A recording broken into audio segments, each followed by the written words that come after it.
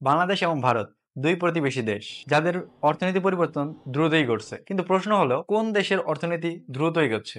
GDP, শিল্প ও অবকাঠামো সব দিক থেকে তুলনা করে আজকে খুঁজে বের করব ভবিষ্যতে কোন দেশ এগিয়ে থাকছে, বাংলাদেশ নাকি ভারত। প্রথমে দেখি অর্থনৈতিক প্রবৃদ্ধি ও জিডিপি। ভারতের মোট জিডিপি 3.7 ট্রিলিয়ন প্রায়, যা বাংলাদেশের তুলনায় অনেক বেশি, কিন্তু মাথাপিছু আয়ের দিক দিয়ে বাংলাদেশ অনেক এগিয়ে ভারত থেকে। যেমন ধরুন 2021 সালে বাংলাদেশের মাথাপিছু আয় $2500, যা ভারতের চেয়ে সামান্য বেশি, কিন্তু সাম্প্রতিক সময়ে ভারত বাংলাদেশ থেকে এগিয়ে যাচ্ছে। দ্বিতীয়ত, শিল্প ও ব্যবসায়িক প্রবৃদ্ধি।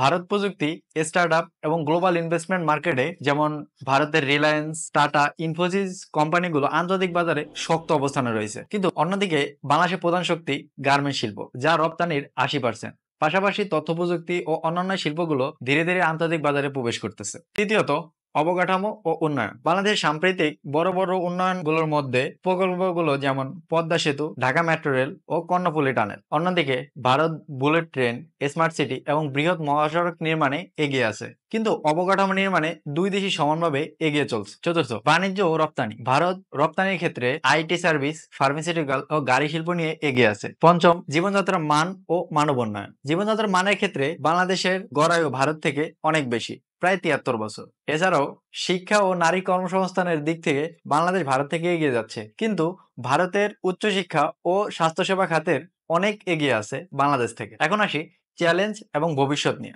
ভারতের সবচেয়ে বড় চ্যালেঞ্জ তাদের বেকারত্ব এবং দারিদ্রতা। অন্যদিকে বাংলাদেশের গার্মেন্টস শিল্প এবং রেমিটেন্সের উপর নির্ভরতা কমাতে হবে। তবে দুটো দেশেরই অর্থনৈতিক প্রবৃদ্ধি দিন দিন বেড়ে চলছে। বাংলাদেশ এবং ভারত দুটি দেশই দ্রুত এগিয়ে যাচ্ছে, তবে বিভিন্ন ক্ষেত্রে একে অপরের চেয়ে এগিয়ে আছে। আপনার মতে ভবিষ্যতে কোন দেশটি দ্রুত উন্নতি করবে? জানাতে পারেন কমেন্ট বক্সে।